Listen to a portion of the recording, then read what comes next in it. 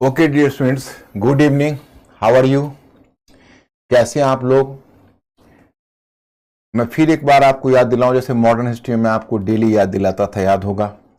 तब तो हम एमसीक्यू 5 क्वेश्चन से मिलते थे, लेकिन बहुत जल्दी आपसे क्वेश्चन से फिर मिलेंगे। पहले हमको फाउंडेशन आप क्लियर करने दे, फिर आप वर्ल्ड हिस्ट्री मॉडर्न से भी ज्यादा एंजॉय करोगे। देखो, पहली चीज कि आपको चेंजेज पढ़ना है, इंटीग्रेटेड अप्रोच लेकर चलना है। इंटीग्रेटेड मतलब आप अलग अलग चैप्टर नहीं पढ़ रहे हो, आप चेंजेज पढ़ रहे हो।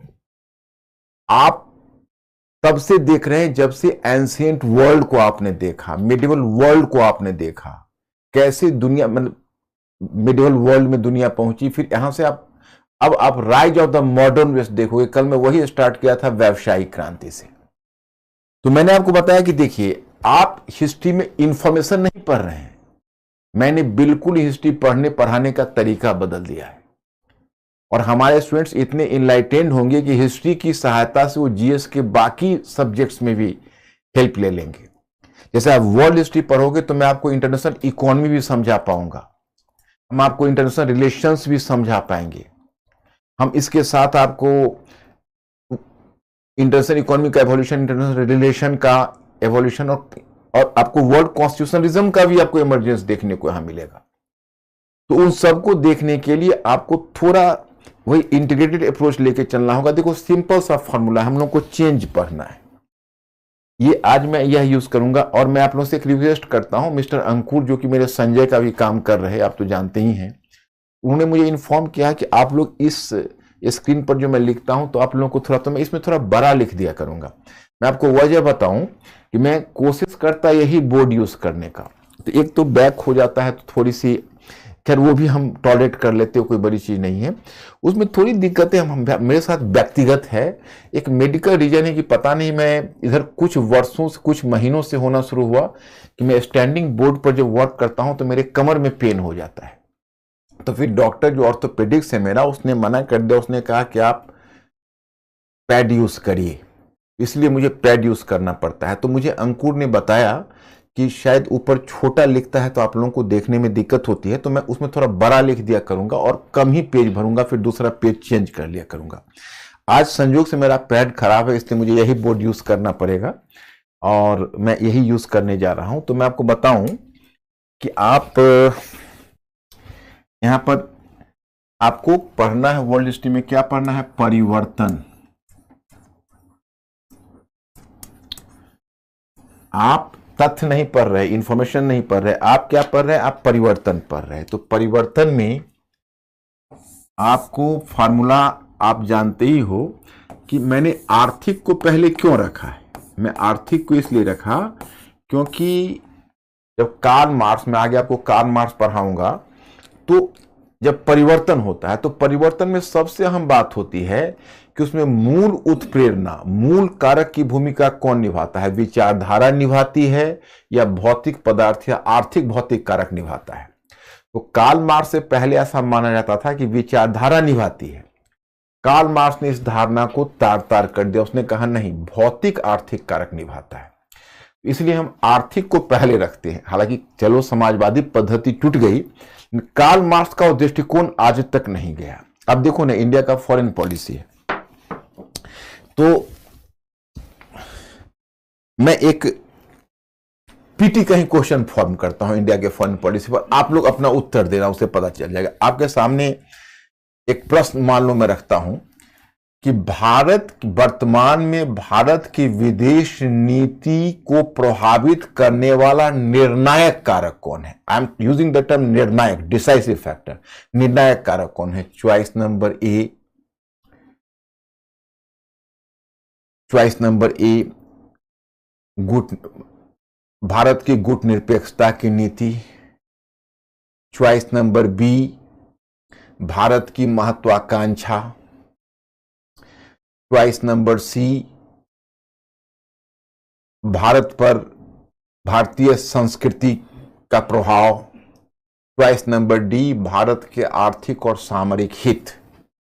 तो ए बी सी डी 4 में बोल देता हूं, आप लोग आंसर जो मैं पूछने जा रहा हूं उसमें आप ए बी सी डी में ईयर मार्क करना, आप उस वहां पर लिखना ए बी सी या डी। मैं फिर बोल रहा हूं, भारत की विदेश नीति को प्रेरित करने में वर्तमान में निर्णायक भूमिका कौन निभाता है? चॉइस नंबर ए, गुटनिरपेक्षता की नीति। चॉइस नंबर बी, भारत की महत्वाकांक्षा, राजनीतिक महत्वाकांक्षा। चॉइस नंबर सी, भारत के सांस्कृतिक मूल्य यानी भारतीय संस्कृति का प्रभाव। और चॉइस नंबर डी, भारत के आर्थिक सामरिक हित। ये चार हैं एबीसीडी में। Mister Ankur ask my students, वो क्या उत्तर दे रहे हैं? डी। अब सभी लोग, आप लोग तो पहले से इनलाइटेंड हो। आप लोगों को इनलाइटेंड होने का सबसे पहला प्रमाण तो मैंने मॉडर्न में ही पा लिया, तभी तो मैं आप लोगों को मिस कर रहा था इतने टाइम से। अब देखिए, जाहिर है कि आर्थिक सामरिक हित सबसे निर्णायक भूमिका निभाती। तो अब इसीलिए हम कोई भी परिवर्तन के मूल में आर्थिक को ही पहले रखते हैं। हालांकि भूमिका बाकी की भी है, अगर उसी में वो क्वेश्चन में मैं ये कह देता कि इनमें से किसका प्रभाव है, तो तकरीबन सभी हो जाते। लेकिन निर्णायक की बात हुई तो अब आर्थिक है। तो आर्थिक जब परिवर्तन होता है तब सामाजिक परिवर्तन होता है। तो सामाजिक परिवर्तन में क्या होता है कि जब आर्थिक परिवर्तन होता है तो एक जो स्थापित वर्ग होता है उसका वर्चस्व टूट जाता है और एक नए वर्ग का वर्चस्व स्थापित हो जाता है। ओके, तो फिर आर्थिक से सामाजिक परिवर्तन होता है। फिर सामाजिक परिवर्तन वैचारिक परिवर्तन को प्रोत्साहन देता है, क्योंकि विचारधारा धरती फोड़ कर नहीं निकलती, आसमान से नहीं गिरती। विचारधारा आती है कोई एक नए सामाजिक वर्ग से। जब आर्थिक परिवर्तन होता है तो एक नए सामाजिक वर्ग का उद्भव होता है, और वो नए सामाजिक वर्ग की जो विचारधारा है, वह विचारधारा एक नए सामाजिक वर्ग एक नवीन विचारधारा लाता है। तो इस तरह से जब सामाजिक परिवर्तन होता है तो वैचारिक परिवर्तन भी होता है, क्योंकि पुराना वर्ग स्थापित हटेगा, नया सामाजिक वर्ग स्थापित होगा, और जो नया सामाजिक वर्ग होगा वो नवीन विचारधारा को प्रोत्साहन देगा, तो वैचारिक परिवर्तन होगा। और फिर यह वैचारिक परिवर्तन राजनीतिक परिवर्तन। लेकिन इसके बाद ये रुक नहीं जाता है। मैंने यहां पर हॉरिजेंटल दे दिया है, बात दूसरी है, लेकिन ये साइक्लिक है, वृत्ताकार है। अब इससे फिर इसको प्रोत्साहन मिलेगा, तो साइकिल की तरह ये नाचता रहेगा एक से दूसरा परिवर्तन। तो इसी क्रम में अभी तुमको दिखाना है मुझे से व्यावसायिक क्रांति है। तो व्यावसायिक क्रांति के परिणाम स्वरूप, इससे पहले मैंने मध्यकाल में आपको कितने वर्ग बताए थे याद करिए। पादरी वर्ग बताया था, कुलीन वर्ग बताया था और जनसामान्य बताया था। लेकिन जब व्यावसायिक क्रांति हुई, और व्यावसायिक क्रांति क्यों हो रही है, तो 3 कारण हम लोगों ने डिस्कस किया था। और एक बात, हर बार मटेरियल को आप लोग 2 बार पढ़ोगे, आप लोग ब्रिलियंट स्टूडेंट हो। और मैं जिस तरह मॉडर्न हिस्ट्री समाप्त करके गया और आप लोगों ने ध्वनि मत से कहा कि मैं मॉडर्न हिस्ट्री समझ में आ गया, उसी तरह से आप लोगों को ध्वनि मत से कहना है कि वर्ल्ड हिस्ट्री हमने आत्मसात कर लिया, और वर्ल्ड हिस्ट्री की सहायता से हमने पूरे पढ़ने का तरीका बदल लिया। यही मैं आपसे लास्ट में सुनना चाहूंगा। हम हर स्टेप पर आपकी सहायता करने के लिए तैयार हैं। पहले क्लास लेने से पहले मैं अध्ययन सामग्री आपके हाथ में दूंगा, आप उस अध्ययन सामग्री को पढ़ोगे। इसको अलावा आपको कुछ भी पढ़ने की जरूरत नहीं है। आप हमारी अध्ययन सामग्री को 1 बार, 2 बार, 3 बार, जितनी बार पढ़ना है पढ़ लीजिए।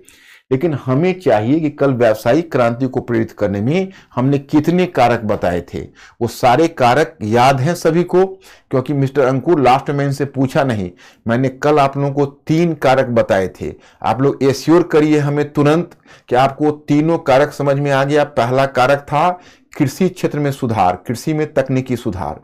दूसरा कारक था क्रूसेड्स के कारण, धर्मयुद्ध के कारण उत्तरी पश्चिम यूरोप से पश्चिम एशिया तक व्यापारिक मार्ग का खुल जाना। और तीसरा कारक था कुस्तुनतुनिया का पतन। ये तीनों कारक हमने आपको बताया हुआ है कल। अब आप लोग हमें एश्योर करोगे कि आपको ये तीनों कारक समझ में आ गया कि नहीं। अंकुर आस्क माय स्टूडेंट्स, आप लोग प्लीज, आप लोग यस नो में उत्तर दीजिए जल्दी। I am waiting.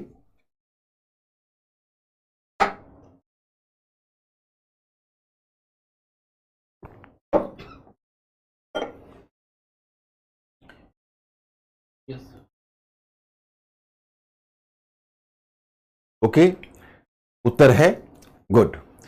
तो अब मैं आपको बता रहा हूं कि अब चेंज कैसे, देखो जब व्यावसायिक क्रांति होगी तो एक नया वर्ग, व्यापारी वर्ग उभर कर आएगा। उसी व्यापारी वर्ग के लिए हम टर्म का यूज करेंगे मध्य वर्ग। अभी तक हमने मध्य वर्ग शब्द का यूज नहीं किया था, याद करो। मध्य काल में 3 वर्गों की हम लोगों ने चर्चा की है, आप लोगों ने देखा है, पादरी वर्ग, कुलीन वर्ग और जन सामान्य। अब हम मध्य वर्ग शब्द का यूज करने जा रहे हैं। तो इस व्यापारी वर्ग के लिए हम मध्य वर्ग शब्द का यूज करेंगे। वैसे मध्य वर्ग में केवल व्यापारी वर्ग ही सीमित नहीं है, अलग अलग तरह के पेशेवर समूह भी उसमें शामिल है। आगे फिर मध्य वर्ग में नए नए तत्व जुड़ते जाएंगे, मध्य वर्ग और भी मजबूत होता जाएगा।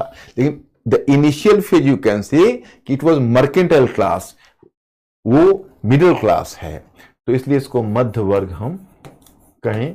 एक नए वर्ग का उद्भव होगा। अब ये नए वर्ग की विचारधारा होगी, वो पुनर्जागरण होगी।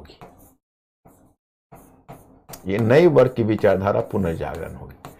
अब जब पुनर्जागरण होगा तो राजनीतिक परिवर्तन में होगा, अब देखो धार्मिक परिवर्तन होगा, धर्म सुधार,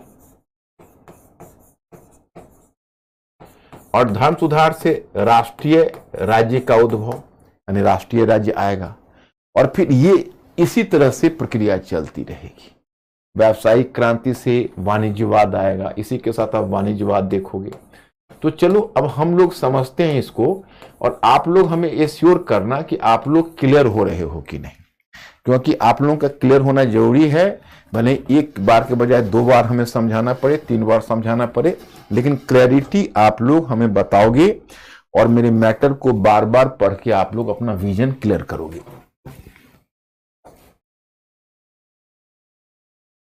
अच्छा, यही आपको छोटा पड़ जाता है, आगे से हम ध्यान रखेंगे, आगे से इसको हम बड़ा बना के आपको देंगे। इतना नहीं लिखेंगे, छोटा हो जाता है, नहीं अंकुर? अब आगे से वही करेंगे। I will take care.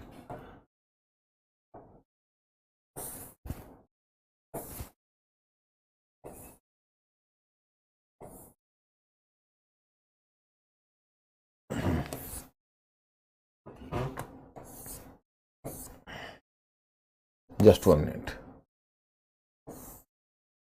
यही कल शुरू किया था हम लोगों ने, क्षेत्रीय अवस्था, व्यावसायिक यूरोप के लिए सामंती व्यवस्था। यही छोटा हो जाता है, मैं समझ रहा हूं। अब मैं इसको इस पर भी लिखूंगा तो आपको बड़ा कर दूंगा उसको। अब देखो, व्यावसायिक क्रांति, तकनीकी विकास, धर्मयुद्ध और कुसुंतुनिया का पतन, ये हो गया। अब नए क्षेत्रों में खोज के साथ इन क्षेत्रों में बदले हुए यूरोपीय व्यापारी अमेरिकी महाद्वीप से प्राप्त कीमती धातु पाते। इस तरह अब देखिए, तो व्यावसायिक क्रांति जो हुई उसमें मैं पीछे मॉडर्न हिस्ट्री बता चुका हूं, तो आप लोगों के लिए कोई नई चीज नहीं है। मैंने आपको बताया कि देखिए, अब नई जैसे वैकल्पिक मार्गों की जब खोज आरंभ हुई, तो वैकल्पिक मार्ग के रूप में खोज तो इंडिया की खोज चल रही थी। उन लोगों के लिए इंडिया इंपॉर्टेंट था, वहां से उनको कुछ प्रोडक्ट लेना था, विलासता संबंधी वस्तु जिनकी आवश्यकता थी। उस समय तो अमेरिका को कोई नहीं जानता था, अमेरिकी महाद्वीप भी कोई है ये किसी को पता नहीं था। उसी में जो कोलंबस इंडिया को खोजने निकला था तो अमेरिका को खोज लिया, लैटिन अमेरिका। और बाद में इस दौर में जब ब्रिटेन, फ्रांस और डच शामिल हुए तो उन्होंने उत्तरी अमेरिका को खोज लिया एक। तो अब इस तरह से जब ये चीजें खोज ली गई तो उत्तरी अमेरिका से सोने का उत्पादन होता था और दक्षिणी अमेरिका से चांदी का। अब तो यूरोप को चांदी ही चांदी हो गई। एक तरह से तुम समझो, यूरोप अगर एशिया को ओवरटेक कर सका तो अब major factor was what? A major factor was American precious metal. देखो, यूरोप के पास खुद का रिसोर्सेस कहां है? यूरोप के पास खुद का रिसोर्सेस बहुत कम है। यूरोप एक छोटा महाद्वीप है, उसके पास संसाधनों की भी कमी है, उसके पास मिनरल मटेरियल भी बाकी महाद्वीपों की तरह नहीं है, और प्रेशियस मेटल उसके पास नहीं है। और वह भारत से व्यापार करने के लिए बहुत इच्छुक था, लेकिन भारत और पूरब से वो व्यापार करता, भारत और चीन वगैरह से। तो ये भारतीय और चीन के प्रोडक्ट की उसकी बहुत मांग थी उसके यहाँ। लेकिन सवाल है कि ये प्रोडक्ट वो खरीदता तो देता क्या? क्योंकि भारतीय वस्तुओं की यूरोप में तो मांग थी, यूरोपीय वस्तुओं की भारत में मांग नहीं थी। एक तरफा व्यापार था। तो thanks to American gold and silver वो भारत व्यापार को सस्टेन कर सके। मैं मॉडर्न इंडिया में बता चुका हूं, आप लोग अच्छी तरह इस बात को जानते हो। तो देखो, अमेरिका धोखे से खोजा गया, but it was going to be much beneficial for Europeans, you know. फिर उन्होंने अफ्रीका के तटीय क्षेत्र में भी अपने उपनिवेश बनाए। तो इस तरह से उन्होंने 17वीं सदी तक ऑस्ट्रेलिया और अफ्रीका की मुख्य भूमि को छोड़कर संपूर्ण विश्व को कॉलोनाइज कर लिया। ये कहलाया पूरी प्रक्रिया व्यावसायिक क्रांति। अब ये व्यावसायिक क्रांति आगे का परिवर्तन लाने वाला है। कैसे परिवर्तन आने वाला है, देखो अलग अलग मैं आपको पुनर्जागरण धर्म आंदोलन तो अलग अलग कराऊंगा, लेकिन कुछ कॉमन बातें मैं आपको बता देता हूं। जैसे देखो ये डायग्राम को फॉलो करो तुम लोग, व्यावसायिक क्रांति। तो व्यावसायिक क्रांति का परिणाम अलग अलग क्षेत्रों में होगा जो मुझे समझाना है आपको। जैसे ग्रामीण क्षेत्रों में मुद्रा का प्रवेश, सामंतवाद का पतन, राजतंत्र का उद्भव। अब देखो ये प्रक्रिया मुझे आपको थोड़ी समझानी होगी और मैं एक एक समझाता जाऊंगा, आप लोग समझते जाना और हमें ओके करते जाना। Ankur is just like working as a Sanjay, you know, so he will inform me कि whether you people are clear और not, then I will move further. देखिए जैसे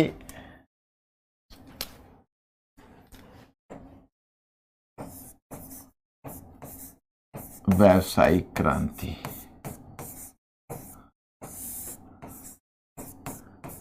तो व्यावसायिक क्रांति होगी तो क्या होगा, मुद्रा का व्यापक लेन देन। अब मुद्रा का व्यापक लेन देन कैसे होगा, जैसे व्यावसायिक क्रांति में केवल व्यापार थोड़ा है।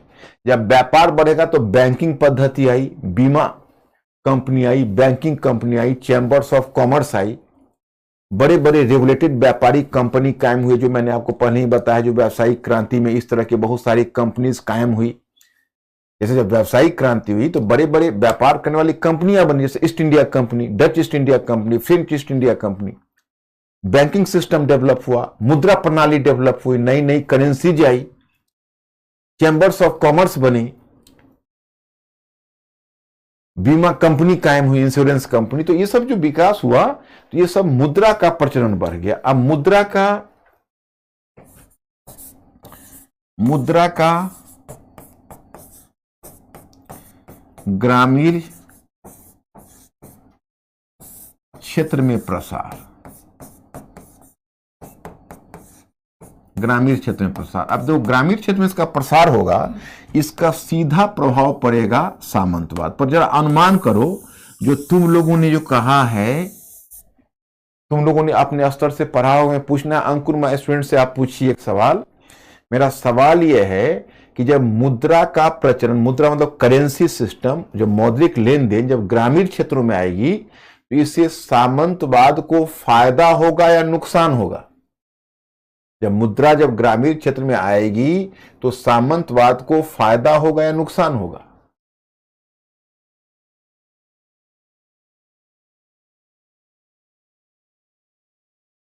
Please reply my question fastly.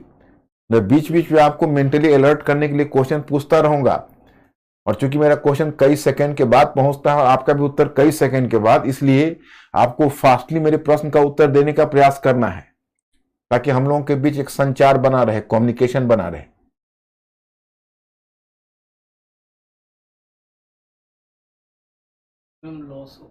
Loss, good, you are correct. क्यों, मैं बताता हूं। मैंने आपको मेनर प्रणाली और कृषि दास्ता बताई है। वही मेनर प्रणाली में क्या हो रहा है, देखो मेनर प्रणाली में मैंने बताया कि देखो यही कृषि दास्ता है, कृषि दास्ता सर्फडम। ये लॉर्ड है और इसने भूमि को दो पार्ट में बांटा हुआ है, भूमि को दो पार्ट में बांटा हुआ है, डीमेंस और मेंस यूनो। तो डीमेंस भूमि में उसका उपज आती है और मेंस में रैयतों को बसाया हुआ है। यही मैंने कृषि दास्ता में आपको बताया था। तो एक्चुअली है क्या कि यही जान थी सामंतवाद की। सामंतवाद की जो पूरी पद्धति थी वो कृषि दास्ता पर आधारित थी। कि ऊपर जो आप लॉर्ड है, नीचे बैरन है, नाइट है, सब इसी सिस्टम पर पलते थे। तो उसमें हुआ ऐसा कि यह है रैयत, तो रैयत को तो भूमि से बांध दिया गया, मैंने आपको बताया। और रैयतों से अपेक्षा की जाती थी कि 3 दिन वो अपने खेत में खेती करे और बाकी के 4 दिन मुफ्त रूप में जाकर बेगार करे, मुफ्त फ्री लेबर वो डिमेंस में दे। तो क्या होता था कि एक कहावत आपने ग्रामीण क्षेत्रों में सुना हो, अरे बेगार कर रहे हो क्या? बेगार शब्द यहीं से, ये तो बेगार है। तो कहा जाता है जो बेगार का काम होता है ना, मुफ्त का काम, वो बहुत बेकार का होता है। क्यों? क्योंकि उसके पास वर्क करने की इंसेंटिव ही नहीं होती है। ओके, ये जो रैयत होते थे, तो रैयत क्या करते थे, 3 दिन तो अपने खेत में खेती कर ली, और डिमेंस में अब 4 दिन करना है तो कंधे पर फावड़ा लेकर खेत में चलना शुरू करेंगे, तो पूरे 1 दिन चलने में लगा देंगे, पहुंचने में। और अब उसको क्या कर सकते हो, आप कहोगे यार भाई तुम इतनी तेजी से जल्दी। अब उनके जो लैंडलॉर्ड के जो उसके पर्यवेक्षक थे या उसके मैनेजर और उसके स्टाफ थे, वो कहते भाई तेजी से चलो, तो कहते भाई इससे ज्यादा मुझे नहीं चला जाता। अब वो कामचोर की तरह रहते और उसमें वो 4 दिन में जैसे तैसे आधा अधूरा काम करते, इससे खेती ढंग से डिमेंस में हो नहीं पा रही थी। ओके, और इधर मुद्रा का प्रवेश हुआ, मुद्रा का लेन देन से शुरू हुआ। पहले वस्तु विनिमय प्रणाली थी, तो अब इन किसानों को जो रैयत थी उनके दिमाग में आने लगा कि यार ये 4 दिन हमसे बेगार लेता है, अगर बदले में हमें फ्री कर दे तो 4 दिन अपना लेबर हम बाजार में बेचकर पैसा कमाएंगे, और इसको थोड़ा सा हम जो ये मेंस जोत रहे हैं इसका थोड़ा रेंट दे देते हैं, इसको थोड़ा हमसे पैसा ले ले रेंट इसके बदले, और ये हमको जोतने दे, और बदले में हम अगर कहीं 4 दिन अपना लेबर बेचेंगे मार्केट में तो उससे हमको पैसा ज्यादा मिलेगा। इधर लैंडलॉर्ड को भी लगने लगा कि यार ऐसा है कि वैसे भी एक कामचोर है, कुछ काम करता है नहीं, तो अगर हमको ये कैश दे दे तो उस कैश से हम दूसरे लेबर को बाजार से हायर कर लेंगे, वो ज्यादा एफिशिएंटली काम करेगा, ये तो कामचोर वैसे भी काम नहीं कर रहा है। तो दोनों का आकर्षण मुद्रा की तरफ हो गया, और मुद्रा का आकर्षण हुआ तो जो पहले इसकी जो खेत से बंधा हुआ था एक तरह से आजाद हो गया, और मेनर प्रणाली टूट गई। अब लैंडलॉर्ड और जो किसान के बेसिक रिलेशनशिप है वही ब्रेक कर गए। इस कारण से ये पूरा का पूरा जो सामंती ढांचा है वो सामंती ढांचा चरमरा गया, ये सामंती ढांचा चरमरा गया ये टूटने के कारण। Mister Ankur ask my students, please my students fastly inform me, are you clear? Ankur पूछिए इनसे, क्लियर हुए?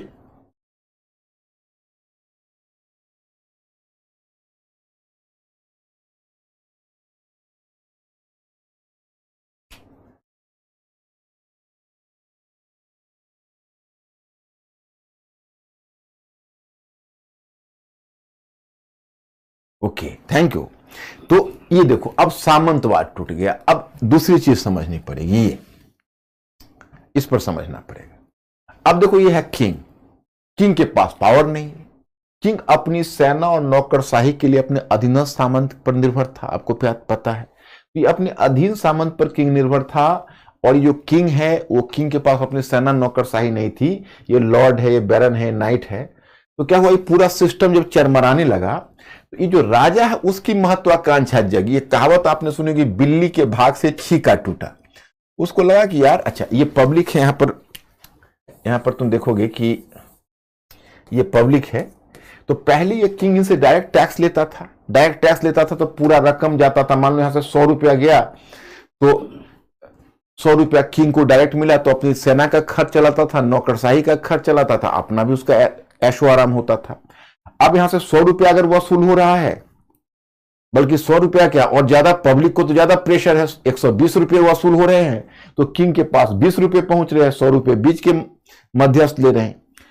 अब किंग सोच रहा है कि ये जब कमजोर हुआ तो किंग की महत्वाकांक्षा जग गई राजा की, कि हम ऐसा करते हैं कि हम इनको, क्योंकि ये तो वैसे भी टूट रहे थे, कमजोर हो गए थे, पूरा सिस्टम चरमरा गया था।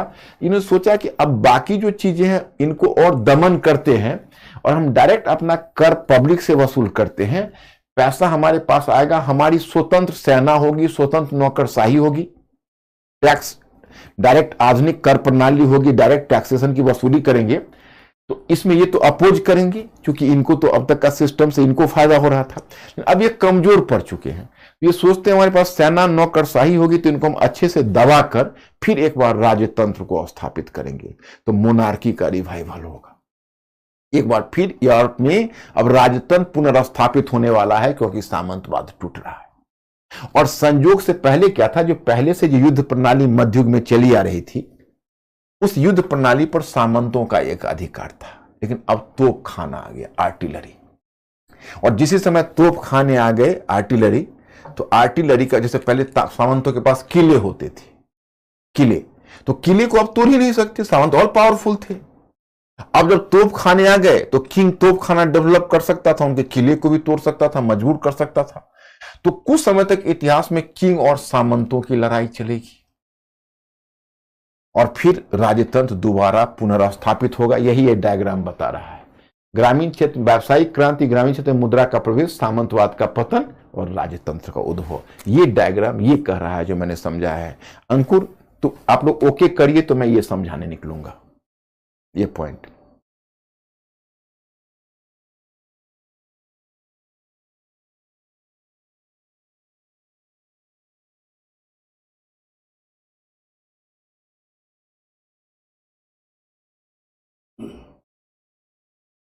Okay, good. अब देखिए यहां पर क्या टर्म, इस पर गौर करिए। अंतरराष्ट्रीय व्यापार का विकास और नगरीय अर्थव्यवस्था का उद्भव, मध्य वर्ग का उद्भव, पुनर्जागरण। ये प्रक्रिया क्या है इसको देखते हैं।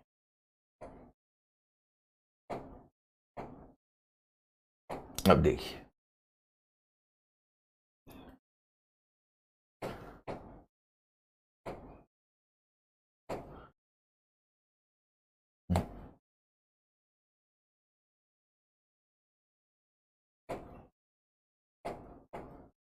देखो अब व्यावसायिक क्रांति हुई,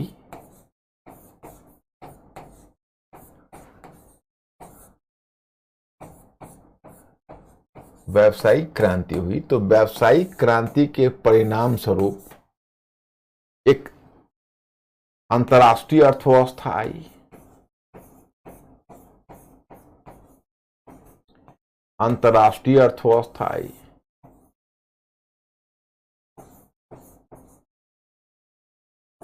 और अंतर्राष्ट्रीय अर्थव्यवस्था, अब यही समय नगरीय अर्थव्यवस्था आएगी। नगरीय अर्थव्यवस्था होगी तो क्या होगा पता है, इसका ये है, इसका एक परिणाम होगा मध्य वर्ग का उद्भव होगा। मध्य वर्ग का उद्भव, अब मध्य वर्ग का उद्भव होगा तो मध्य वर्ग की विचारधारा है वो है पुनर्जागरण। ये पुनर्जागरण क्या है मैं आगे बताऊंगा, लेकिन मैं बताऊंगा कि देखो एक नया वर्ग आएगा। और एक नया वर्ग क्यों आ रहा है, आर्थिक परिवर्तन हो रहा है, अंतर्राष्ट्रीय अर्थव्यवस्था आ रही है। अंतर्राष्ट्रीय अर्थव्यवस्था के साथ नगरीकरण को चारों तरफ प्रोत्साहन मिल रहा है। नगरीकरण को प्रोत्साहन मिल रहा है तो एक नया वर्ग का उद्भव हो रहा है और वो नया वर्ग एक नवीन चेतना को प्रोत्साहन दे रहा है जिसे हम पुनर्जागरण कहते हैं। तो पुनर्जागरण। अब यहां पर देखोगे पूंजीवाद का उद्भव होगा। अब पूंजीवाद के उद्भव से प्रोटेस्टेंट धर्म को प्रोत्साहन मिलेगा। ये मुझे आगे समझाना पड़ेगा, वन बाय वन मैं आपको समझाऊंगा। जैसे पूंजीवाद का उद्भव होगा, देखिए तो पूंजीवाद का उद्भव होगा तो क्यों प्रोटेस्टेंट धर्म को प्रोत्साहन मिलेगा, मैं कारण बताता हूं। अब प्रोटेस्टेंट धर्म क्या है, मार्टिन लूथर में आगे डील करूंगा, इस डायग्राम से आपका नहीं क्लियर होगा। इसको मैं थोड़ा सा और आगे, यूरोपीय राजतंत्र का उत्थान, पूंजीवाद। पूंजीवाद का उद्भव में देखो क्या होता है। पूंजीवाद अपने स्वरूप में सामंतवाद से पृथक था। सामंतवाद का आधार कृषि अर्थव्यवस्था थी तो पूंजीवाद का आधार व्यापार। उसी प्रकार सामंतवाद परंपरा तथा व्यक्तिगत वफादारी के आधार पर संचालित होता था तो पूंजीवाद मुनाफे के आधार पर। इसके अतिरिक्त सामंतवाद का सामाजिक आधार कुलीन वर्ग एवं चर्च ने तैयार किया तो पूंजीवाद का आधार मध्य वर्ग ने। देखिए सामंतवाद एक तरह की पद्धति थी और सामंतवाद के आगे का विकास है पूंजीवाद। जैसे जब व्यावसायिक क्रांति होगी तो मुद्रा का प्रचलन होगा और सामंतवाद का पतन होगा और फिर उसी समय पूंजीवाद का विकास होगा। तो पूंजीवाद एक अलग तरह की पद्धति है। पूंजीवाद का बल किस पर होता है पता है आपको, मुनाफा पर। पूंजीवाद को परिभाषित करते हुए आप कह सकते हो कि पूंजीवाद एक ऐसी आर्थिक पद्धति है जिसका आधार है, जो पूंजीवाद एक ऐसी पद्धति, एक ऐसी विचारधारा, एक ऐसी पद्धति है जो किसी वस्तु का मूल्यांकन उसके आंतरिक गुणों के आधार पर नहीं करता है बल्कि उसके बाजार मूल्य के आधार पर करता है। और बाजार मूल्य किस बात का होता है, तो डिमांड एंड सप्लाई का रूल। मांग और पूर्ति के नियमों के आधार पर चलता है। Higher the demand higher the price, lower the demand lower the price. तो जिसे आप पूंजीवाद कहते हो, पूंजीवाद इज जस्ट फंक्शनिंग और working according to the market demand. और जो मार्केट है वो it is going to evaluate a product not on the basis of its internal quality but on the basis of the market forces, the demand and supply। मतलब वो देखो, अब जैसे pen है तो पेन तुम कहोगे हाँ मेरे दादाजी ने गिफ्ट किया है, कोई अगर 1 लाख रुपया भी दे तो मैं इसे नहीं दूंगा। ये पूंजीवादी मनोवृत्ति नहीं है। पूंजीवादी मनोवृत्ति है कि भाई किसी ने दिया, क्या दिया, इसका मार्केट वैल्यू क्या है, मार्केट वैल्यू इसको डिसाइड करेगा। तो ये पूंजीवाद की बेसिक सोच है। तो अब अगर सामंतवाद का सामाजिक आधार कुलीन वर्ग ने तैयार किया, और सामंतवाद था वो कहीं ना कहीं कह सकते हो कि व्यक्तिगत वफादारी से, जैसे सामंतवाद में तुम देखो अभी भी ग्रामीण क्षेत्रों में तुम एक सोच देखोगे, खैर अब तो नहीं रहा क्योंकि गांव में इतना मुद्रा का प्रचलन हो चुका है, और खासकर इंफॉर्मेशन टेक्नोलॉजी के युग में कि गांव में आप इंफॉर्मेशन टेक्नोलॉजी के युग में ऐसी वफादारी सोच भी नहीं सकते। लेकिन बहुत पहले आपने कहानी सुनी होगी कि कोई ऐसा स्वामी भक्त नौकर का परिवार हुआ करता था कि भले ही मालिक की मुफ्त सेवा करता था, लेकिन कोई अगर बाहर वाले उसको पैसे भी दे तो अपने मालिक को छोड़ के नहीं जाएगा, क्योंकि व्यक्तिगत वफादारी की भावना है। ये सामंतवादी मनोवृत्ति है। पूंजीवादी मनोवृत्ति है कि मार्केट का डिमांड होगा उसके अनुसार करूंगा। तो व्यक्तिगत वफादारी सामंतवाद का लक्षण था, और सामंतवाद का सामाजिक आधार कुलीन वर्ग और चर्च ने तैयार किया। तो पूंजीवाद का सामाजिक आधार मध्य वर्ग ने। अब मध्य वर्ग का उद्भव, तो इसमें हमने भी बता दिया कि मध्यकालीन यूरोपीय समाज 3 भागों में विभाजित था, कुलीन वर्ग, पादरी वर्ग तथा जन सामान्य। परंतु व्यावसायिक क्रांति ने एक नया सामाजिक वर्ग, व्यापारिक वर्ग को जन्म दिया, और व्यापारिक वर्ग ने ही आरंभिक मध्य वर्ग का रूप ले लिया। आगे इस वर्ग ने अनेक समूह जुड़ते चले गए। गौर करने वाली बात यह है कि पहले जहां यूरोपीय समाज कुलीन वर्ग और पादरी वर्ग के हिस्से परिचालित हो रहा था, वहीं अब वह मध्य वर्ग के हिस्से परिचालित होने लगा। क्योंकि इस वर्ग के पास आर्थिक क्षमता थी, इसलिए इस वर्ग ने बदलाव को संभव बनाया। थोड़ी काल के लिए उभर रहे यूरोपीय राजतंत्र का हित मध्य वर्ग से जुड़ गया। अब मैं एक दिलचस्प बात आपको बताता हूं। अभी अभी मैंने आपको बताया कि सामंतवाद का पतन हुआ, तो उसका फायदा राजतंत्र उठाने चला। तो राजतंत्र अब फायदा उठा रहा है, तो राजतंत्र को कुलीन वर्ग से संघर्ष होगा, क्योंकि सामंत, और इधर चर्च है। तो मैं अब आगे आपको बताने जा रहा हूं कि यही समय जब राजतंत्र अपनी शक्ति को पुनर्स्थापित करेगा, तो राजतंत्र चाहेगा कि हम अपनी राष्ट्रीय सीमा को खींचें, मतलब अपने राष्ट्रीय बाउंड्री को हम स्पष्ट करें। यह राजतंत्र चाहेगा। तो जब राजतंत्र राष्ट्रीय बाउंड्री को स्पष्ट करना चाहेगा, अपने राष्ट्रीय सीमा को स्पष्ट करना चाहेगा, तो उसके रास्ते में आड़े आ जाएगी चर्च। क्योंकि मैं आपको सर्वव्यापी चर्च व्यवस्था में समझा चुका हूं कि एक्चुअली चर्च का मुख्यालय रोम में था, उसकी शाखाएं पूरे यूरोप में फैली हुई थी।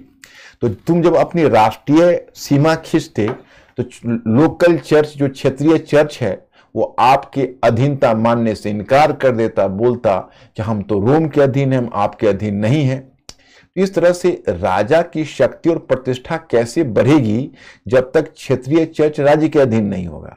इसलिए तुम एक चीज देखोगे, सब सारे इश्यू जुड़ जाएंगे। राष्ट्रवाद का उद्भव, प्रोटेस्टेंट आंदोलन, सामंतवाद का पतन, पूंजीवाद का उद्भव। यहाँ चिकन एंड हेन सिंड्रोम है। चिकन एंड हेन सिंड्रोम का मतलब है कि यह तय करना कठिन है, पहले मुर्गी हुई या पहले अंडा हुआ, पहले व्यावसायिक क्रांति आई या पहले पुनर्जागरण आया, पहले वाणिज्यवाद आया या पहले राष्ट्रीय राज्य का उद्भव हुआ, या पहले राष्ट्रीय राज्य का उद्भव या पहले वाणिज्यवाद आया, पहले धर्म सुधार आंदोलन हुआ या पहले राष्ट्रवाद का उद्भव हुआ। माने all are going to be contributed to each other. इसलिए मैं कह रहा हूं कि तुम लोग तो काफी ब्रिलियंट भी हो और मेरी बातों को अक्षरशः आप मानते हो। मैंने मॉडर्न हिस्ट्री में भी देखा है, और इसमें मैं आपको पढ़ने का ज्यादा लोड दे नहीं रहा, बल्कि मैं केवल अपना ही अध्ययन सामग्री दे रहा। मंडे को मैं फिर दूसरी अध्ययन सामग्री आपको पार्ट 2 सप्लाई कर दूंगा। तो इस तरह से हम आपको पर्याप्त अध्ययन सामग्री वर्ल्ड हिस्ट्री में मैं ही खुद दूंगा, लेकिन आप लोगों को स्वयं और इतना क्लियर होगा लिखा हुआ, इसी लाइन पर आपको पढ़ाया हो जाएगा। बिल्कुल आप समझ सकते हो, रसगुल्ले के माफिक आपको उसको पचा लेना है, केवल कुछ भी नहीं करना है। तो उसके लिए आपको बस 2 काम जरूर फॉलो करना है।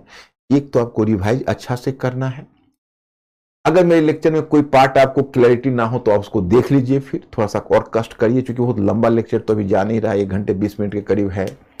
और उसमें कभी कहीं 10 मिनट देख लीजिए, 20 मिनट, जहां आपको वीक पॉइंट लगे कि वहां पर आप नहीं समझ पाए हो। और तीसरा काम आपको करना है कि हर दिन 15 से 20 मिनट जो आप रिवाइज करोगे उस पर सोचने पर दोगे, लिंक करने पर दोगे आपस में परस्पर। तो मैं इसी सिलसिले में आपको बताऊंगा कि ये सारे एक दूसरे से जुड़े हैं। मध्य वर्ग का उद्भव हो चुका है, तो अब मध्य वर्ग का उद्भव हुआ है, तो मध्य वर्ग अपना व्यापार को फैलाना चाहता है, व्यापारी वर्ग है। तो व्यापारी वर्ग को समस्या किससे आ रही थी पता है? कुलीन वर्ग से आ रही थी और चर्च से आ रही थी। चर्च से क्यों आ रही थी? रोमन कैथोलिक चर्च कहता था मुनाफा लेना और ब्याज लेना, मतलब money lending and profit making. तो मुनाफा लेना और ब्याज लेना यानी प्रॉफिट मेकिंग और money lender both are amoral, ये दोनों अनैतिक है, इसका नहीं करना चाहिए। अब बताइए, जब आप मुनाफा नहीं लोगे और ब्याज नहीं लोगे, घोड़े घास से दोस्ती कर लेगा तो खाएगा क्या? पूरे व्यापार की रीढ़ तो वही मुनाफा लेना और ब्याज लेना है। तो इसी मुद्दे पर जो उभरता हुआ मध्य वर्ग है, वो उभरते हुए मध्य वर्ग की ट्यूनिंग नहीं बैठ पाई चर्च के साथ। इसलिए प्रोटेस्टेंट पंथ होगा जो आगे बताऊंगा, उसको मध्य वर्ग सपोर्ट कर देगा, क्योंकि यानी व्यापारी वर्ग, क्योंकि प्रोटेस्टेंट धर्म कहेगा कि मुनाफा लेना और ब्याज लेना उचित है, उसे व्यापारी वर्ग को फायदा होगा। उसी प्रकार से तुम देखोगे कि व्यापारी वर्ग को कुलीन वर्ग से भी समस्या आएगी, क्योंकि जो कुलीन सामंत है वो क्या कर रहे हैं, हर 10 मील पर, हर 10 कोस पर, हर 5 कोस पर वो अपना एक मतलब चुंगी घर बना देते हैं। और एक व्यापारी को 5 जगह पर चुंगी देनी पड़ती, 10 जगह पर चुंगी देनी पड़ती, क्योंकि जगह जगह पर लॉर्ड हैं अपने अपने, और उनकी चुंगी हाउस है, वो चुंगी लेते हैं।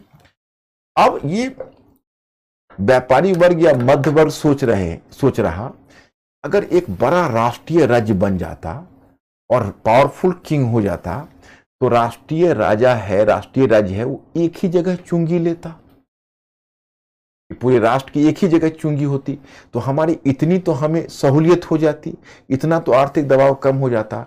तो जाहिर है कि इधर कुलीन वर्ग को भी चर्च से विरोध है, सॉरी, इधर मध्य वर्ग को भी चर्च से विरोध है, और कुलीन वर्ग से भी विरोध है। उधर राजतंत्र को भी कुलीन वर्ग से संघर्ष चल रहा, सामंतों से, और चर्च से उसको भी सब परेशानी है, क्योंकि वो क्षेत्रीय चर्च कह रहा हम राज्य के अधीन नहीं है। तो मतलब भूखे ने भूखे से हाथ मिलाया, उभरता हुआ मध्य वर्ग और राजतंत्र के बीच एक अस्वाभाविक गठबंधन बन जाएगा, जो आगे बताऊंगा। अब पुनर्जागरण से फिर बताना शुरू करूंगा, अभी देखते हैं क्या है। पुनर्जागरण से शुरू करें। तो अब तक आप लोग केवल हमको ओके कर दो कि अभी तक कोई दिक्कत तो नहीं है। अब पुनर्जागरण 1 बाय 1 डिटेल्स में बताना शुरू करेंगे। अभी मैंने सबका थोड़ा सा जिस्ट आपको बता दिया है, तो अब तक अगर आप क्लियर हो गए हैं तो प्लीज आप एश्योर कर दीजिए, और मैं वेट करता हूं, जल्द फास्ट रेस्पॉन्स करिए।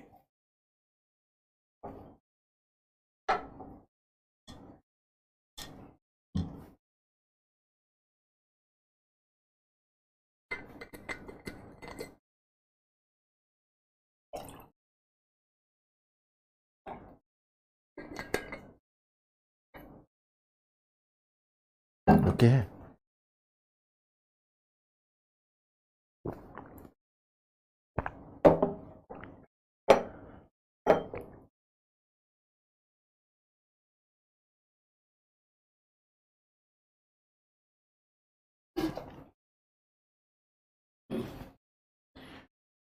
अब देखिए, पुनर्जागरण नवीन विचारधारा यूरोप के इतिहास में एक वैचारिक विकास को दर्शाता है। इसके लिए जटिल परिस्थितियां तथा एक से अधिक कारक उत्तरदायी थे।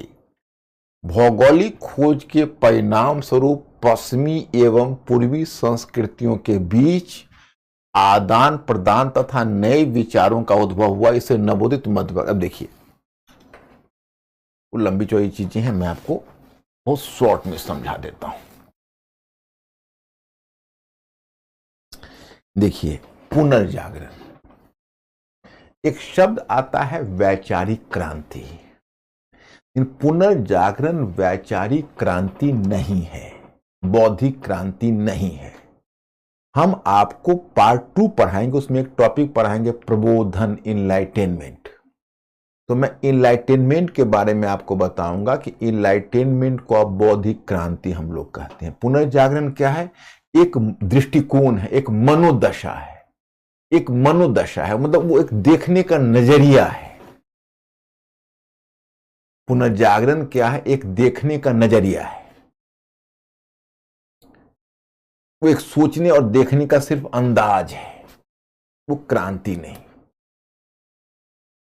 अब कहोगे भाई क्रांति और दृष्टिकोण में क्या अंतर है? तो क्रांति में जो परिवर्तन होता है वो मौलिक परिवर्तन होता है। जैसे पुनर्जागरण मध्यकाल से तीव्रता से संबंध तोड़ लेता तो हम उसको क्रांति कहते कि बौद्धिक क्रांति है, लेकिन वो मध्यवर्ग से संबंध तोड़ता नहीं है, केवल उसका जो है वो धीरे धीरे धीरे क्रमिक रूप से लोगों की सोच में परिवर्तन ला रहा है। तो क्या?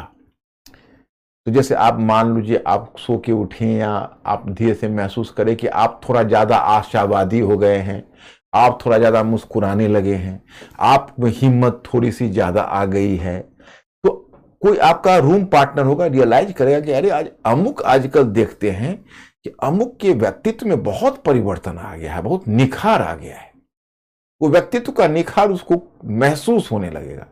उसी तरह उस समय के चिंतकों की जो सोच है वो सोच में निखार आ रहा था। अब अगर पुनर्जागरण का शाब्दिक अर्थ कहोगे तो पुनर्जागरण का शाब्दिक अर्थ है निद्रा से जगना, तंद्रा का टूटना, संभल कर बैठना। क्या क्या कर सकते हो? अब मैं एक सिचुएशन में विजुअलाइज कर रहा हूं, कल्पना कर रहा हूं। केवल कल्पना करिए कि आपने दोपहर का लंच लेकर कहीं लंबी यात्रा में, लंबी यात्रा का मतलब है कि 10-5 मील यात्रा पर आप बस पर निकल पड़े। बस की सीट पर बैठे हुए अभी आपने लंच लिया है और जाहिर है कि चलती हुई बस में थोड़ी सी उबासी आई और नींद आना शुरू हुआ, पलक झपक गई, सिर हिल रहा है, आप उस मुद्रे में है, बगल वाले यात्री के कंधे पर बार बार आपका सिर गिर रहा है, वो भी बोल रहा है कि थोड़ा संभल के बैठो भाई, लेकिन आप अपने आप को संभाल नहीं पा रहे हैं। उसी तरह से थोड़ा सा झूमते अंदाज में आप सिर हिलाते हुए जा रहे हैं। तभी अचानक बस के सामने कोई दूसरी गाड़ी आ जाती है और ड्राइवर को अचानक तेजी से ब्रेक लेना होता है, तो आपका सिर उसी सीट पर, सामने वाली सीट पर जोर से टक्कर मार देता है और टक्कर लगती है, तुरंत आपकी नींद रफू चक्कर हो जाती है और उठकर आप बैठ जाते हो और बाहर खिड़की से झांक कर पूछते हो कि कौन सा स्टॉपेज है भाई। तो जो खिड़की से बाहर झांक के स्टॉपेज आप पूछ रहे हो वही पुनर्जागरण है। मतलब वो झटका कहीं से आना चाहिए, तब आप में वह चीज आएगी, इसको जग कर आप बैठोगे, यही पुनर्जागरण है। तो फिर अब आपके मन में सवाल यह खड़ा होगा, ये झटका क्या है और कहां से आया है? तो माय स्टूडेंट्स, ये बस का झटका नहीं है, वैचारिक झटका है। और वैचारिक झटका ऐसे लगा कि यहां से जो यूरोपीय नाविक, पश्चिम में तो अमेरिका में जानते हो तो उतना कुछ वैसे नए विचार नहीं, वहां अरे विचार तो वहां भी थे लेकिन वैसा इंप्रेसिव नहीं। एशिया में जब उनके नाविक आए तो बहुत सारी प्राचीन सभ्यताएं एशिया में थी। उनका संपर्क ईरान की सभ्यता से के संपर्क में आए, चीन की सभ्यता के संपर्क में आए, भारत की सभ्यता के संपर्क में आए।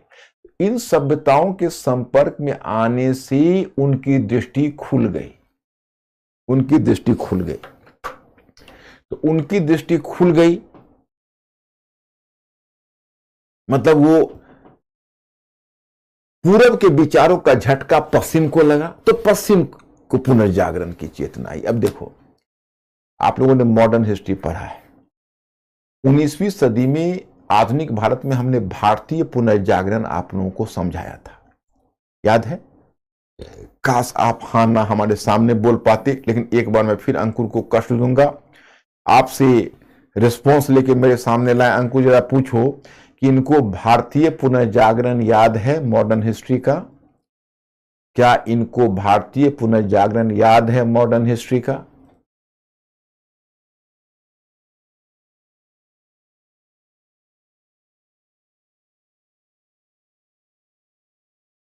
याद है? ओके। मैंने आपको बताया था कि उस काल के जितने भी सुधारक थे, आपको याद होगा कि सुधारक वैदिक मॉडल की श्रेष्ठता की बात कर रहे थे। कोई उपनिषद, कोई वेदों की परंपरा की बात कर रहा था, वेदों की ओर लौटों का नारा दे रहा था। अब देखिए, पश्चिम वाले कबूल नहीं करते थे कि हमने भी उनकी सभ्यता में कोई योगदान दिया है। जैसे हमारे यहाँ जो 19वीं सेंचुरी का भारतीय पुनर्जागरण हुआ, उसका पूरा क्रेडिट तो वो ले जाते हैं कि पश्चिम की विचारधारा के प्रभाव में भारत में पुनर्जागरण हुआ। लेकिन वह इस बात को कबूल नहीं करते हैं कि 16वीं सदी में जो स्वयं यूरोप का पुनर्जागरण हुआ, वो हमारी विचारधारा के प्रभाव से हुआ। अब ये पुनर्जागरण में होता क्या था कि जो पुराना आपको मैं ग्रीक सभ्यता और रोमन सभ्यता बताया हुआ है, अब समय आ गया है कि आप उसको समझो कि पुनर्जागरण में, जैसे पुनर्जागरण शब्द आप प्रयोग करते हो, तो पुनर्जागरण के क्रम में जो प्राचीन सभ्यता थी ग्रीक और लैटिन सभ्यता, उसमें बड़े बड़े लिटरेचर साहित्य, वहां बड़ी संख्या में साहित्य लिखा गया था। साहित्य उसको कहते हैं क्लासिकल साहित्य। क्लासिकल साहित्य को हिंदी में कहते हैं श्रेण्यवादी। तो क्लासिकल साहित्य आप सब सुनते हो, उसको कहते हैं श्रेण्यवादी। तो श्रेण्यवादी साहित्य का मतलब हुआ, मतलब क्लासिकल का मतलब हुआ कि एक, देखो, क्लासिकल और रोमांटिक दो शब्द है, मैं उसका मतलब बता देता हूं कि क्लासिकल का मतलब होता है कि साहित्य हो, कला हो, कोई भी चीज जब विकास के उस स्तर पर वो पहुंच जाता है कि जब आगे आने वाले पीढ़ी के लिए वह मानदंड बन जाता है, स्टैंडर्ड बन जाता है, तो उसको क्लासिकल बोलते हैं। और रोमांटिक किसको बोलते हैं? जो स्थापित मानदंड के विरुद्ध विद्रोह करता है। जो स्थापित मानदंड चला रहा है उसके अगेंस्ट में विद्रोह करके वो नए मानदंड स्थापित करने का प्रयत्न करता है, तो उसको रोमांटिक कहते हैं। तो there is the difference between classical and romantic. तो क्लासिकल ग्रीक और लैटिन साहित्य को क्लासिकल साहित्य कहा गया, क्योंकि मानक उसको कहा जाता है। अब मैंने आपको बताया था, आप याद करिए कि ईसाई धर्म के उद्भव से पहले ग्रीक और लैटिन साहित्य लिखा गया था, जो क्लासिकल साहित्य था। तो जब ईसाई पंथ आया, ईसाई धर्म आया, तो मैं आपको बताऊं कि ईसाई धर्म के उद्भव के बाद धीरे धीरे लोगों की दृष्टि इहलौकिक से पारलौकिक की तरफ जाने लगी। पारलौकिक की तरफ मोक्ष की बात होने लगी। पादरी लोग भी लोगों को मोक्ष का रास्ता दिखाते थे, जो मैंने आपको पीछे बताया, अच्छे कर्म और क्या कहते हैं, आस्था। तो पुरोहित लोग हैं, वो लोगों को मोक्ष का रास्ता दिखाते थे कि आप मोक्ष, ये संसार मतलब पापी है, हम लोग पापी प्राणी है। तो मानव को रोमन कैथोलिक चर्च पापी प्राणी के रूप में चित्रित करता था, जो मोक्ष के लिए घिघिया रहे हो कि भाई ईश्वर हमें मोक्ष दे दो, संसार में रहना पाप, कोई अगर मन में आनंद की बात आए वह पाप, किसी के प्रति आकर्षण का भाव आए वह पाप। तो रोमन कैथोलिक चर्च वो सबको अनैतिक और पाप और एक मानव को पापी प्राणी के रूप में चित्रित कर रहा था। लेकिन जो पुराना ग्रीक और लैटिन साहित्य है, उसमें मानव का महत्व था, उसमें मानववाद था। मानववाद क्या होता है, शायद अब आप लोग भूल चुके होंगे। जब मैंने आपको मॉडर्न हिस्ट्री में भारतीय पुनर्जागरण पढ़ाया था, तो मानववाद का मतलब मैंने बताया था कि मानव के महत्व पर बल, माने मानव को पापी प्राणी नहीं समझना, बल्कि समझना कि मानव इस प्रकृति का एक महत्वपूर्ण चीज है और मानव को सुख पाने का अधिकार है। तो पारलौकिक की जगह इहलौकिक, मतलब हम इसी संसार के सुख को भोगना चाहते हैं, तो मानववाद है, वो इहलौकिकता है। और हम इस संसार को छोड़कर ऊपर के संसार के बारे में सोचते हैं, तो पारलौकिकता है।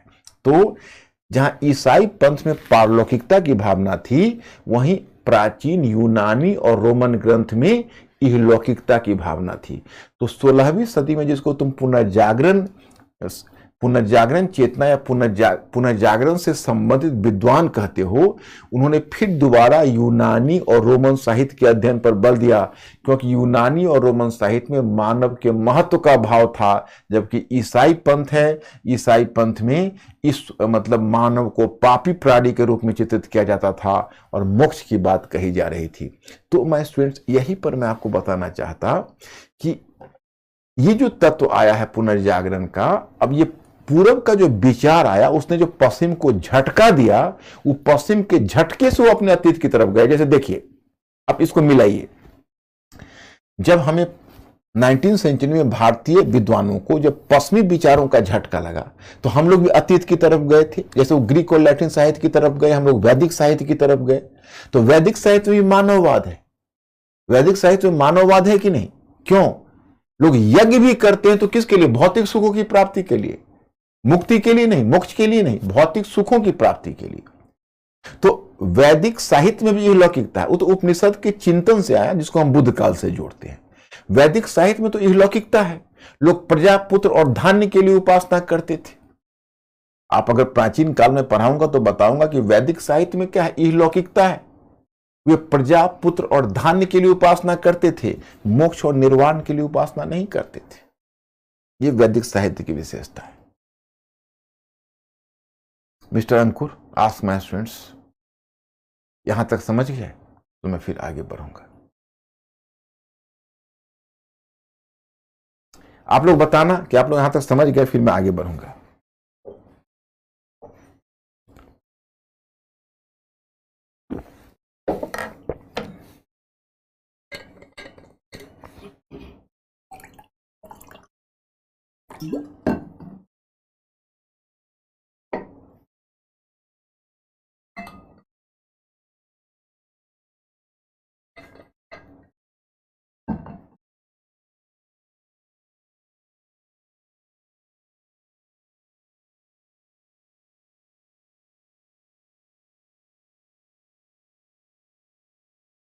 Okay, good.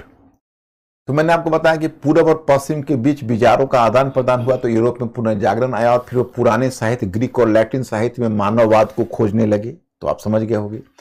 और फिर जब नई विचारधारा आई पूर्व से, नई विचारधारा, तो उस विचारधारा को तेजी से फैलाया प्रिंटिंग प्रेस ने, क्योंकि अब छापे खाने का प्रयोग हुआ। देखो, पहली महत्वपूर्ण सूचना प्रौद्योगिकी छापा खाना थी।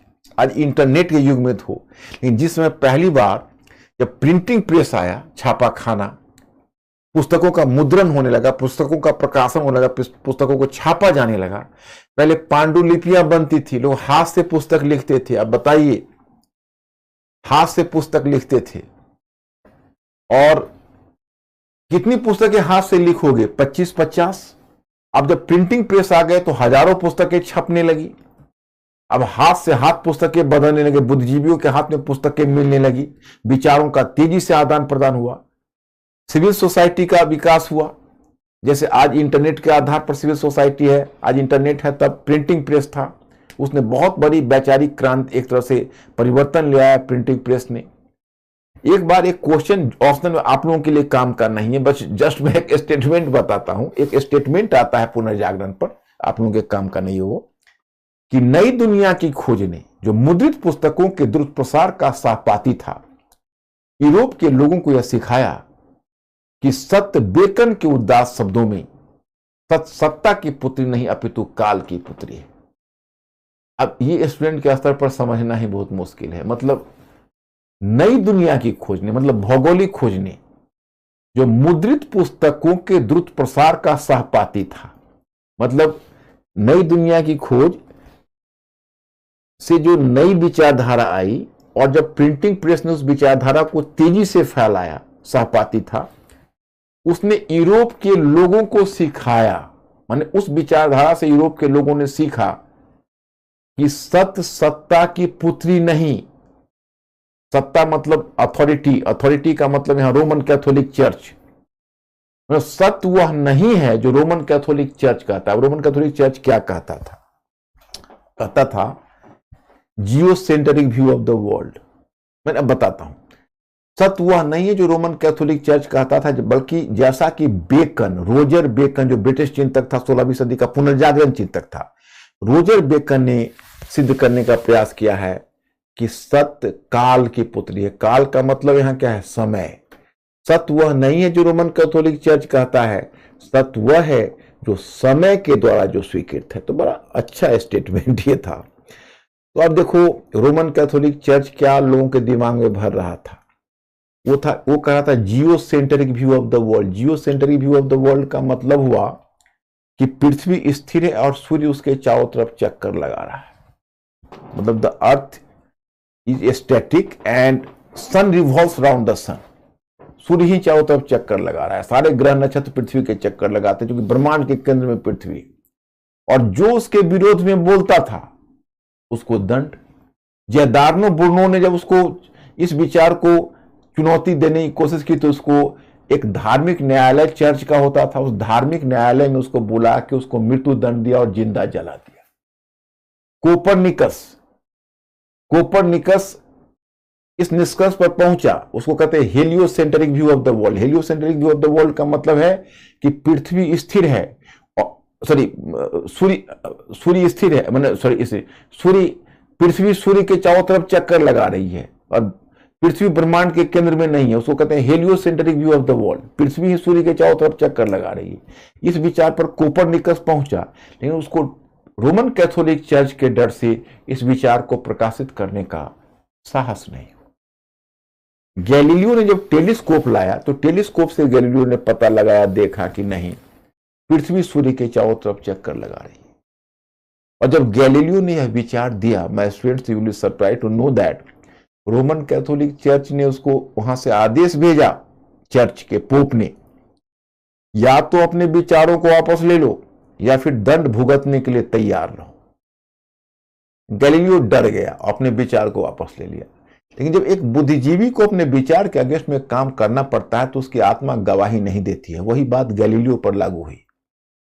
गैलीलियो के बारे में कहा जाता है अपने घर में वो बैठा बैठा चीख पड़ता था, but what do I do, the earth still revolves. परंतु मैं क्या करूं, पृथ्वी तो अभी भी घूम रही है। मतलब उसको ये लगता था कि भाई देखो, आपने मुझे विचार वापस लेने के लिए कहा, मैंने ले लिया, लेकिन सत्य तो यही है कि पृथ्वी ही सूर्य के चारों तरफ चक्कर लगा रही। तो ये था चर्च की ज्यादती। अब पुनर्जागरण आएगा, धर्म सुधार आंदोलन होगा, तो यूरोप में ढेर सारे परिवर्तन होंगे माय स्टूडेंट्स, और तब आधुनिक पश्चिम का उद्भव होगा।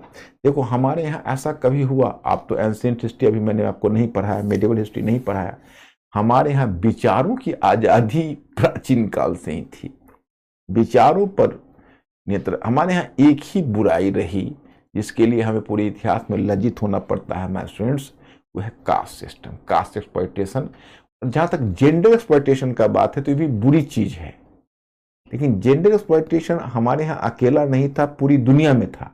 लेकिन अच्छा, वहां रेशियल एक्सप्लॉयटेशन था, नस्लीय विभाजन वहां था, निर्जातीय विभाजन था, एथनिक डिवीजन। इन कास्ट जो है वो इंडिया का इन्वेंशन है, और ये बेसिकली हमको थोड़ा डाउनग्रेड कर देता है। नहीं तो धार्मिक मामले में और वैचारिक मामले में जो इंडिया को स्वतंत्रता थी, कि अमर सेन कहते हैं एंशिएंट इंडिया के लोगों को आर्गुमेंटेटिव इंडियंस। अब आप ही बताइए, यादार्नो बुर्नो को मृत्युदंड मिल गया, सुकरात ने जब सच बोला एंशिएंट ग्रीस में तो उसको जहर का प्याला पीना पड़ा। ईसा मसीह को देखिए, उनकी क्या गलती थी, उनको सूली पर चढ़ा दिया गया। ये हमारे यहां महात्मा बुद्ध जैसे चिंतक कहते हैं ना आत्मा है ना परमात्मा है, उनको किसी ने रोका नहीं, रोका किसी किंग ने इंटरेस्ट लिया, बल्कि किंग भी उनके फॉलोअर्स थे।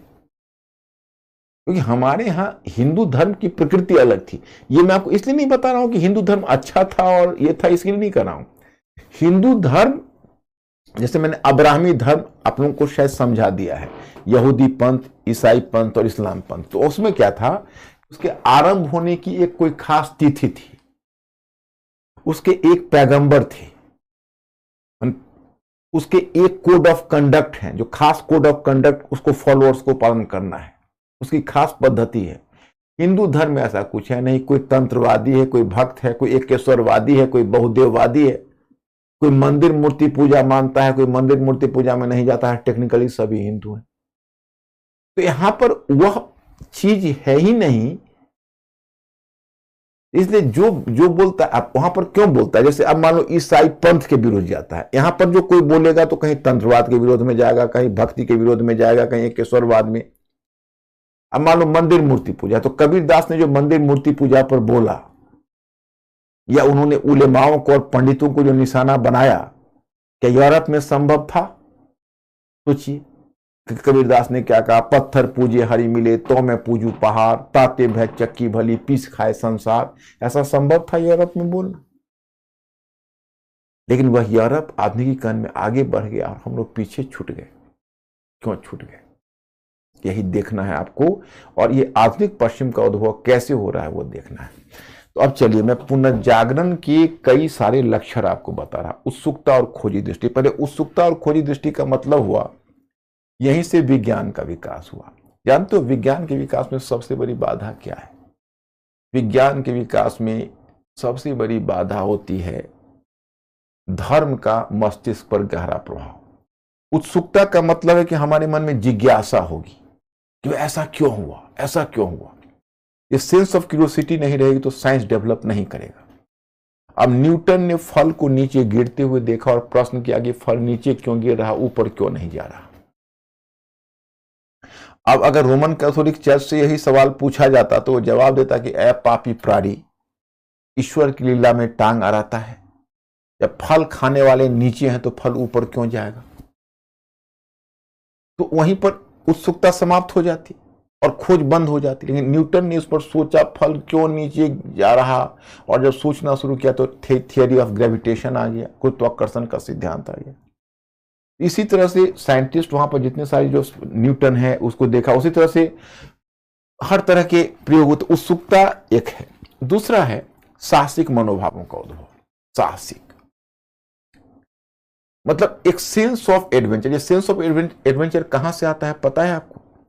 ये आता है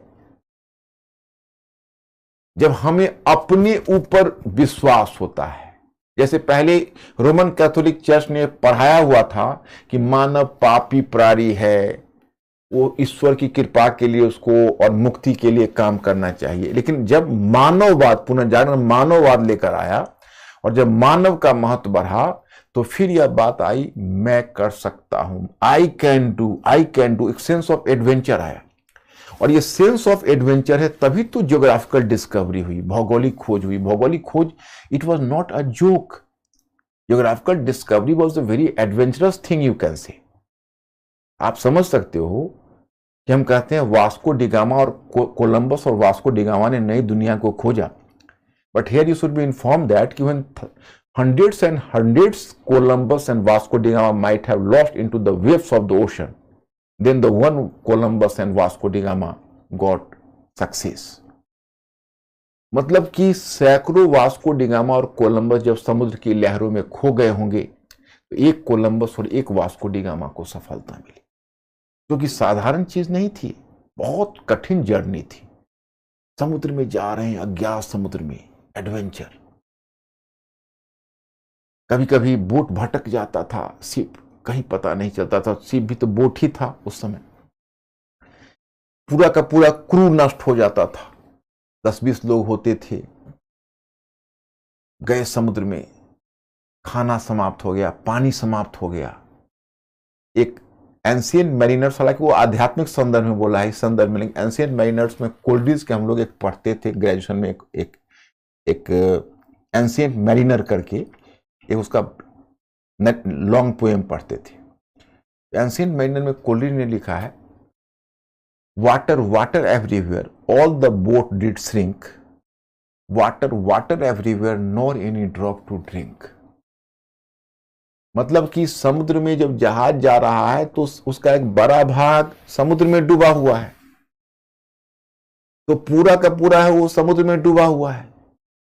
समुद्र पानी से लबालब है, लेकिन एक बूंद पानी पीने के लिए नहीं है, क्योंकि नमकीन पानी है, कौन पिएगा उसको। यह है एडवेंचर। कई बार जब घर में न्यूज़पेपर में बैठ के न्यूज़ पढ़ते रहते और उसमें लिखा रहता कि भाई माउंट एवरेस्ट पर चढ़ते हुए माउंटेनियर्स के 5 या 7 लोग बर्फ में दबकर मर गए, उनका पता नहीं चला। कई बार लगता है क्या जरूरत थी, अपने बीवी बच्चों के साथ घर में खुश बैठे हुए थे, क्यों गए माउंट एवरेस्ट पर चढ़ने। ये सेंस ऑफ एडवेंचर है। सेंस ऑफ एडवेंचर व्यक्ति मैं कर सकता, ये फीलिंग है। ये फीलिंग कहां से आई? पुनर्जागरण से आई। जो मानव, जैसे हमारे अपने पावर में, जब देखो हमें अपने व्यक्तित्व, अपने पावर में विश्वास होगा, तब हम अपने आप को, जब वो फीलिंग आएगी तब तो हम कुछ कर सकेंगे। कुछ करने की जो मानव में जो चीज आती है, कहां से आती है? ये आती है धर्मनिरपेक्ष भाव से। मतलब हम ईश्वर पर डिपेंड नहीं है, मैं खुद कर सकता हूं। तो ये भाव जो आता है, ये मानव को एडवेंचरस बनाता है। नेक्स्ट है मानववाद। मानववाद वही है, ईश्वर के समानांतर मानव का महत्व, जो मैं आपको आदमी को ही बताया था। ईश्वर के समानांतर मानव का महत्व बढ़ गया था, पारलौकिकता के समानांतर इहलौकिकता, इस संसार को महत्व देना को महत्व दिया गया। जैसे देखो, मानववाद का मतलब हुआ कि मानव और मानव की व्यक्तित्व को महत्व देना, मानव के गौरव पर बल देना, और मानव को इस संसार का एक प्रतिष्ठित प्राणी के रूप में स्वीकृति देना। और उसका एक पक्ष यह भी होता है कि हम उस संसार के बारे में सोचने के बजाय इस संसार को महत्व देंगे, माने पारलौकिकता की जगह इहलौकिकता पर बल देंगे। नेक्स्ट वन देखते हो, व्यक्तिवाद। तो व्यक्तिवाद का मतलब हुआ कि व्यक्तिवाद, इंडिविजुअलिज्म से तात्पर्य है व्यक्ति की निजी पहचान, इसके व्यक्तिगत सुख दुख को समझना। माने व्यक्ति की जो निजी पहचान है और उसका जो निजी सुख दुख है, वो व्यक्ति की पहचान, उसके निजी सुख दुख को समझना। इस काल में पहली बार आत्मकथा लिखी जाने लगी। मतलब अब देखो, मानववाद और व्यक्तिवाद में एक फर्क है, थोड़ा सा फर्क है। मानव में हम पूरे मानव की बात करते हैं, और व्यक्ति में उन मानव से अलग करके एक व्यक्ति की बात करते हैं। एक व्यक्ति, उसका सुख दुख, उसकी निजी पहचान, मैं। व्यक्तिवाद में मैं। पहली बार एक सेलिनी नामक लेखक है, सेलिनी नामक लेखक ने अपनी आत्मकथा लिखी, ऑटोबायोग्राफी। अब बताइए, उस समय ऑटोबायोग्राफी लिखना एक व्यक्ति के लिए बहुत बड़ी बात थी। पुनर्जागरण मतलब रोमन कैथोलिक चर्च यही कह रहा होगा, पोप यही कह रहा होगा कि ए पापी प्राणी, एक तुम संसार में जी रहे हो, वह पाप कर रहे हो, अपने पाप की कहानी भी तुम लिखने लगे। पाप की कहानी भी लिखने लगे। तो बेसिकली ये इसके पीछे यही भाव है कि that is the point here, you can say. अब धर्मनिरपेक्षता, यहां धर्मनिरपेक्षता से तात्पर्य है उन पादरियों की आलोचना जिनकी कथनी और करनी में अंतर है। मतलब उन पादरियों की आलोचना करना जो बोलते कुछ और हैं, करते कुछ और हैं। तो देखो, धर्मनिरपेक्षता का वो अर्थ नहीं है जो आज है, बल्कि उनकी आलोचना करना, उन पादरियों की। कुछ पादरी थे जो बातें बड़ी बड़ी बोलते थे, उनका जो काम है वो निम्न कोटि का होता था, तो उनकी कथनी करनी में आता था। लोगों के मस्तिष्क पर धर्म का प्रभाव कम हुआ। इस प्रकार पुनर्जागरण ने यूरोप में नवीन संस्कृति को प्रोत्साहन दिया। अब देखो, आगे का परिवर्तन होना है, क्योंकि लोगों के मस्तिष्क पर धर्म का प्रभाव कम होगा, पादरियों की भी आलोचना शुरू होगी। और मैं आपको आगे धर्म सुधार आंदोलन बताऊंगा। तो धर्म सुधार आंदोलन के भी दो पक्ष हैं। पहला पक्ष है प्रति धर्म सुधार आंदोलन, और दूसरा पक्ष होगा उसका प्रोटेस्टेंट आंदोलन। तो ये हुआ 5 के 5 इसकी विशेषता। और पुनर्जागरण का प्रभाव, अब देखो इसके प्रभाव तो पढ़ना है, किस पर पढ़ना है? साहित्य पर पढ़ना है, कला पर पढ़ना है, सोच पर पढ़ना है। इस इंसान की सोच को ही बदल दिया। जैसे तुम लोगों ने शेक्सपियर का नाम सुना है, शेक्सपियर। क्रिस्टोफर मार्लो का नाम नहीं सुना होगा। सर्वेंतिस, सर्वेंतिस एक स्पेनिश राइटर है, उसका नाम नहीं सुना होगा, उसने डन क्यूजोट लिखा है। लेकिन आपने शेक्सपियर का जरूर नाम सुना होगा। तो शेक्सपियर की जो अधिकांश प्ले है, तो here you have to inform that कि शेक्सपियर का जो अधिकांश प्ले है, वो अधिकांश प्ले तो इसी काल का है।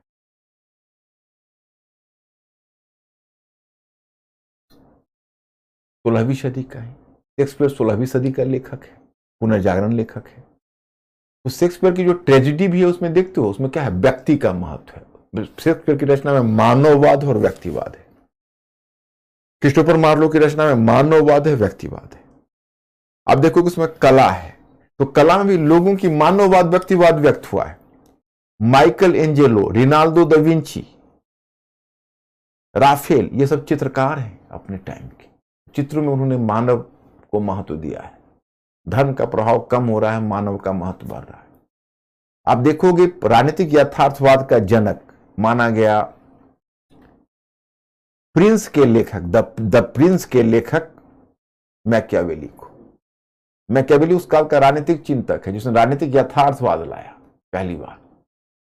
हालांकि बाद में यह बात गलत सिद्ध हो गई, क्योंकि जो श्रेय मैकियावेली को दिया जाता है उसका वास्तविक श्रेय मिलना चाहिए चाणक्य को।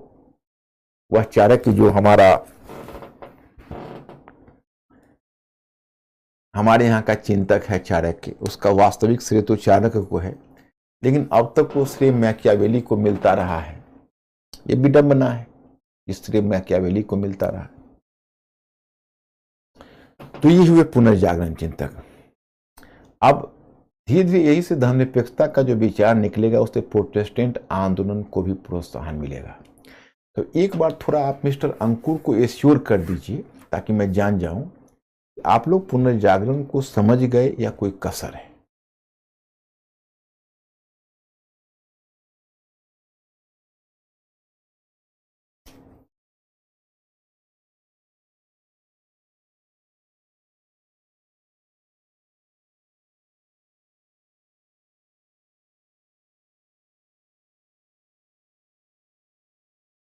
मिस्टर अंकुर, इन्फॉर्म मी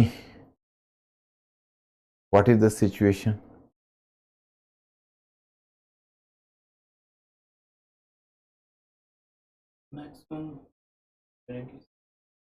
ओके, जिसको दिक्कत है, अगर आप में से हो सकता है, सभी तो का अवसर एक नहीं होता है, मैं समझता हूं, तो जिनको भी दिक्कत है वो एक काम करिएगा, वो आज जाके पहले बढ़िया से रिवाइज करिएगा। जब रिवीजन आपका हो जाएगा तो तब हम आपको कल तक समझ में नहीं आएगा तो मैं फिर कल आ रहा हूं, कल तो खैर सैटरडे है, मैं मंडे को आ रहा हूं, तो मंडे को आपको जहां दिक्कत होगी आप बताएंगे।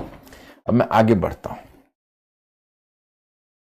धर्म सुधार आंदोलन, देखो जब हम धर्म सुधार आंदोलन की बात करते हैं तो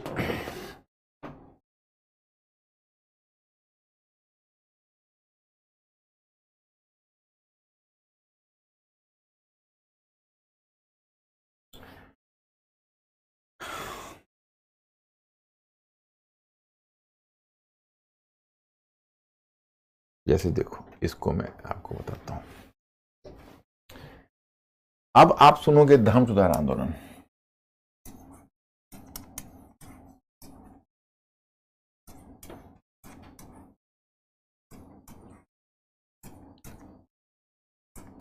अब जब धर्म सुधार आंदोलन की बात होगी मैं स्टूडेंट्स, तो इसके दो पक्ष हैं, दोनों पक्ष को आपको ध्यान रखना पड़ेगा। एक पक्ष होगा उसको हम कहेंगे प्रति धर्म सुधार आंदोलन,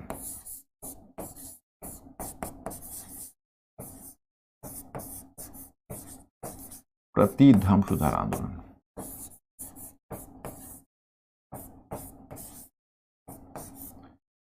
प्रति धर्म सुधार आंदोलन का मतलब हुआ, ब्रैकेट में कर सकते हो, काउंटर रिफॉर्मेशन।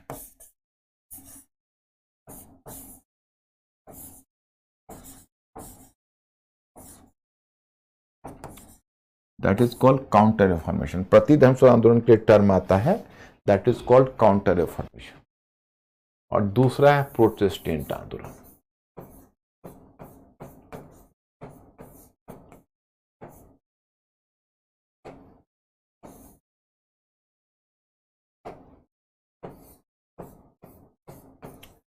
प्रोटेस्टेंट आंदोलन,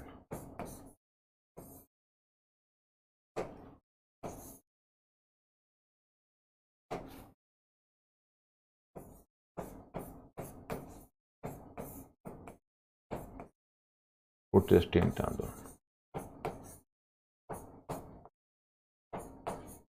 अब देखिए, अब दोनों के अंतर को समझिए। Whenever you are asking the term counter reformation, what did it mean? Counter reformation का मतलब हुआ कि इसका इंटेंशन अच्छा है। काउंटर रिफॉर्मेशन चाहता है कि धर्म, रोमन कैथोलिक चर्च व्यवस्था में जो कुछ कमजोरियां हैं, उन कमजोरियों में सुधार लाकर, उसकी आलोचना करके, पादरियों की आलोचना करके और धार्मिक बुराइयों में थोड़ा सुधार लाकर रोमन कैथोलिक चर्च व्यवस्था को मजबूत बनाए। उसका इंटेंशन है रोमन कैथोलिक चर्च के पक्ष, व्यवस्था के पक्ष में। और प्रोटेस्टेंट आंदोलन है जिसने रोमन कैथोलिक चर्च व्यवस्था को ही अस्वीकार कर दिया, कहा चर्च की पूरी पद्धति ही गलत है।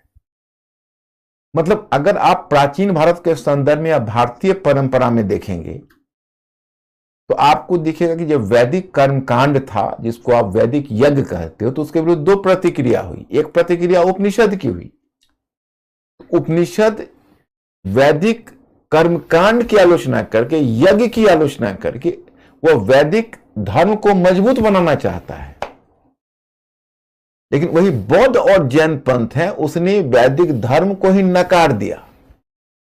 एक तरह से प्रोटेस्टेंट आंदोलन बौद्ध पंथ का विद्रोह है। तो काउंटर रिफॉर्मेशन उपनिषद का सुधार है।